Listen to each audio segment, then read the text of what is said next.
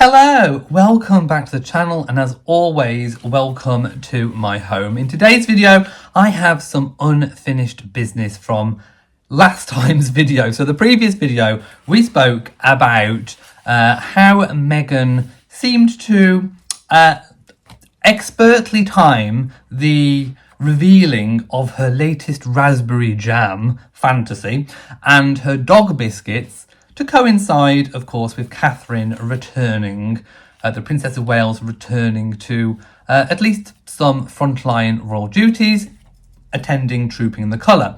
And, you know, I spoke about all the different things relating to that. However, there were a few details that have come to my attention since. Lots of people commented in the video comments. Have I sort of looked up what the Urban Dictionary meaning of all the different symbolisms that Meghan has been putting into the videos means?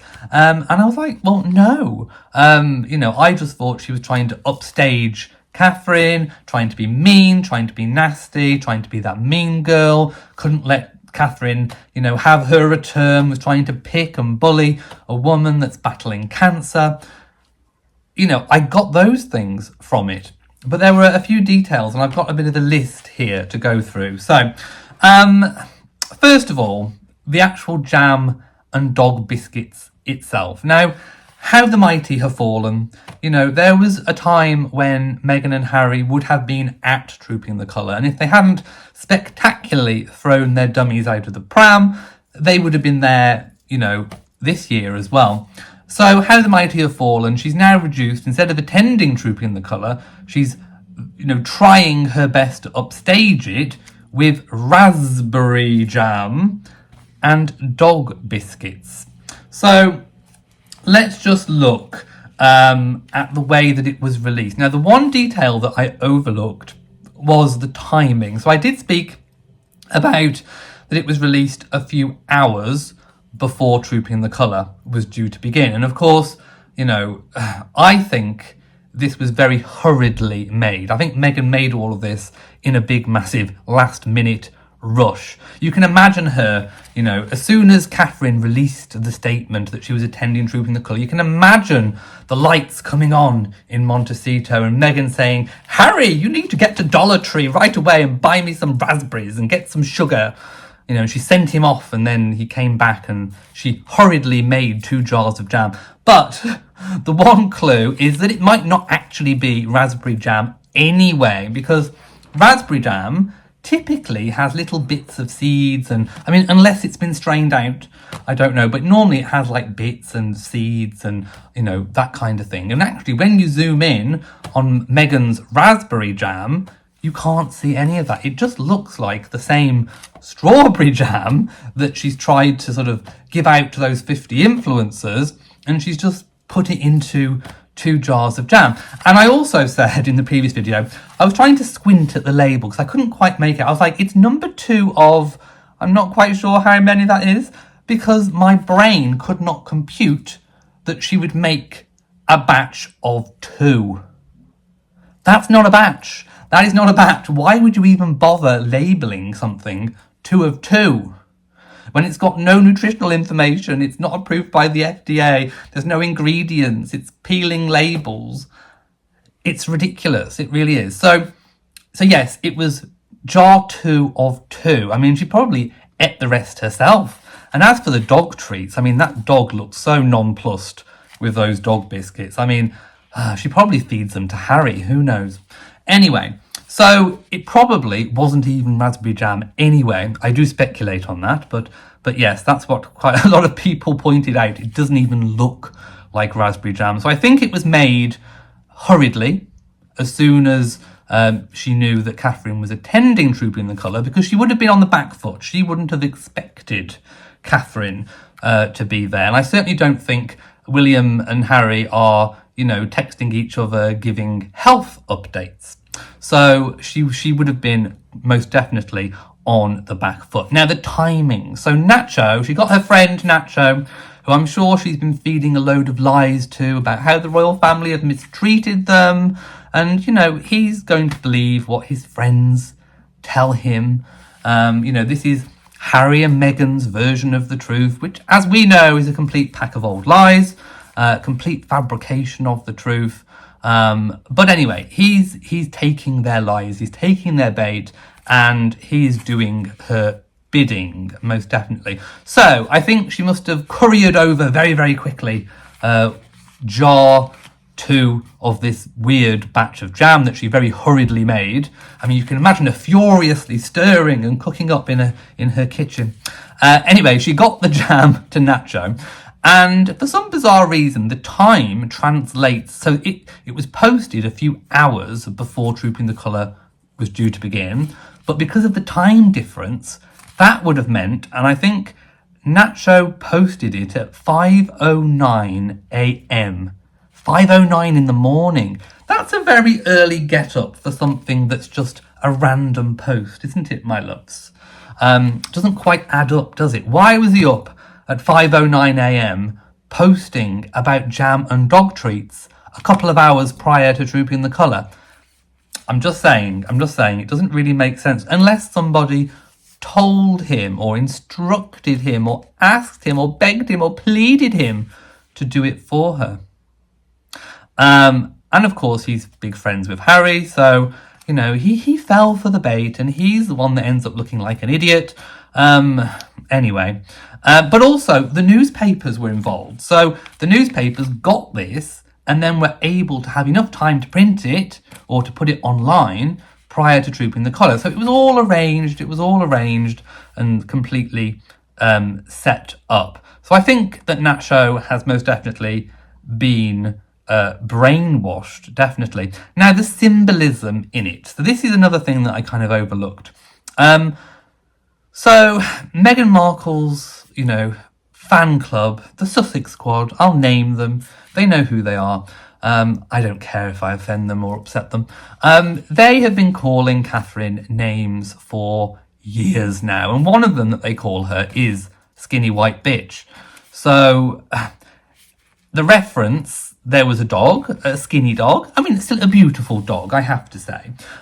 But, you know, I don't want to bring that poor dog into it, really, but that's the dog that was being used. So there was a skinny dog that was predominantly white next to the dog biscuits, next to the jam. I'm not quite sure why the dog was placed next to the jam. Makes much more sense for the dog to be placed in a product placement next to the biscuits, but of course it wasn't a product placement, it was a dig at Catherine. So we've got the skinny white dog, skinny white bitch, that they like to call her, which is completely horrible and detestable. And even now they're calling it her to, you know, a woman that's battling cancer. It's completely horrendous.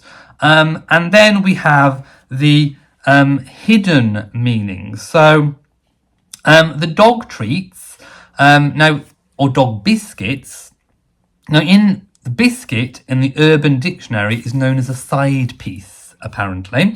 So a bit on the side. And we all know that the Sussex Squad have been peddling rumours about William having an affair for years now, which is completely unfounded. There's no evidence to support this whatsoever. So is it obviously the dog reference to being a bitch, and then you've got the use of the raspberry jam that may not be raspberry jam. And now I do know this slang term. So it's called blowing a raspberry, my loves, and basically blowing a raspberry is when you stick your tongue out, and we know Meghan likes to stick her tongue out at things, and you blow and you go and you make a noise. That is blowing a raspberry. It's very childish. I wouldn't expect anything less from Meghan. So I think she's trying to blow a raspberry at Catherine and sort of referencing this fictional William cheating on her by the biscuits and the side piece. It's Meghan trying to be clever but not really sort of working out. And also the blowing the raspberry, the raspberry tart, fart. You get it. It's all Meghan, and of course Harry would have known that. Meghan wouldn't have known that British slang, would she? But Harry most definitely would. So I think that's possibly come from him. Now, 2 of 2, the label. I overlooked this completely. So what I didn't know was that in the Urban Dictionary, 2 of 2 references cheating. I mean, I've actually got it in front of me now. Two groups of two people hooking up on separate sides of the room, or random people in the middle. Anyway, it's all about cheating. So could it be Meghan trying to make a nasty dig at Catherine about all the unfounded rumours of William cheating? Possibly. Now, I'm turning over my page.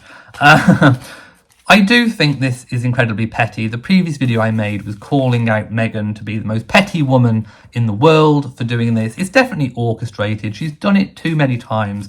She also loves a bit of symbolism, does Meghan, no, but not in the right way. We know how when she was dating Harry, she used to try and tease people with, the pictures of the bracelets and all the rest of it, all those teasing Instagram photos and things that she used to put on the TIG. She likes to sort of tease people. She's a big old tease, isn't she, Megsy baby? And she thinks that, I don't know what she thinks. Try and get inside the mind of Meghan Markle. I don't think I'd like to be there for very long, let's put it that way. But she likes to tease and with symbolism. So this is her calling card. This is definitely her criminal calling card, if you like. I've written down that she likes to get other people to do her dirty work so she can try and attempt to keep her hands clean. So this time she got Nacho to do her dirty work. Do you remember with People magazine, it was always these friends that she got to do her dirty work. When it was Finding Freedom, she got her friends to talk and corroborate things with Omid Scobie and Carolyn Durand. So she has previous when it comes to all of these things. She doesn't like a direct route back to her, but what she doesn't see is that it's like a big spider's web. All the roads lead back to Meghan, and we can most definitely see it. The last thing I've got written down is that the royal family remain unscathed by Meghan's attacks.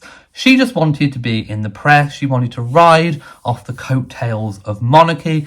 Big Trooping the Colour event was too tempting for Meghan to pass an opportunity up, trying to have a dig at Catherine again. She couldn't wait to have another dig at a woman going through cancer. It was completely horrible and horrific. Meghan she is the most petty, nasty woman in the world right now, I think.